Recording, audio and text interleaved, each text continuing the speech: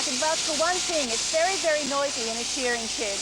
Now, when Australia is at the mercy of Mother Nature as it is at the moment, you can't help but wonder if there are better ways perhaps we could use the land to protect farmers against climatic extremes like this. Caroline Rondo has this report on a property in New South Wales which is changing traditional farming practices. While farmers across the country are crying out for water, they are not all in the same boat.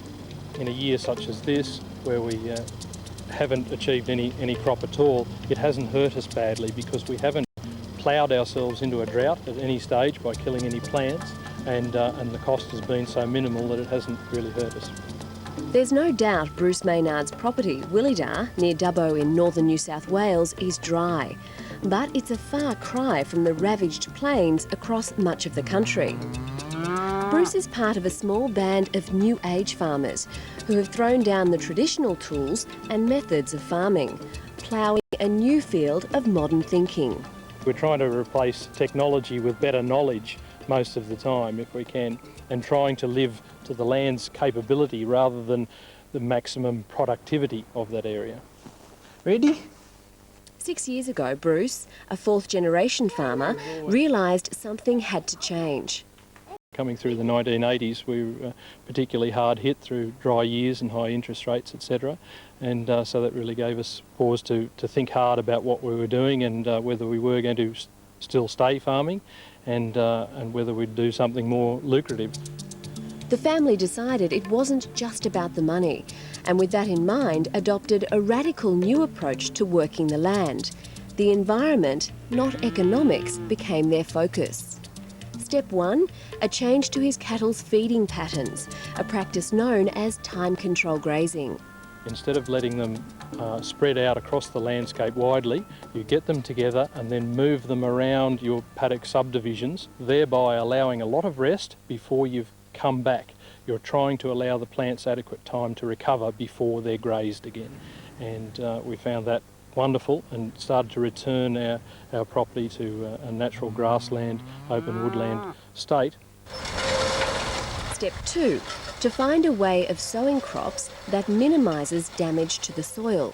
That's when we came up with a method we called advanced sowing, which we sow our crops immediately and directly into our grasslands without using any tillage or any chemicals. So we don't kill anything to grow a crop.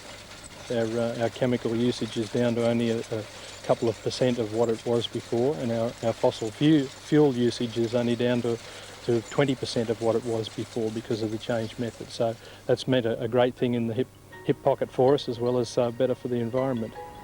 One of their more successful innovations is the use of saltbush on the farm. This hardy plant serves many purposes. It's a livestock feed, it's a wildlife corridor, it's putting the shrub layer back into the area, and it's also acting as a windbreak and a soil protector. While Bruce's practices seem like common sense, his greatest hurdle was swimming against the tide of popular farming. Probably the hardest part about is changing when the rest of everybody are doing the regular, the conventional thing. That is not an easy thing, to be the maverick and the loner out doing something different. How many can you hold? Put them down, eh? Right, how many can you hold before you drop them? One more? But there are great rewards. Bruce now has more time to spend with his wife Roz and their 2 kids. We had to do something because things weren't, going very well. So it's just, Bruce had done a lot of courses, and I think combining all the courses and what he's learned, he finally got it all together, and yeah, it's working for us now, so it's great.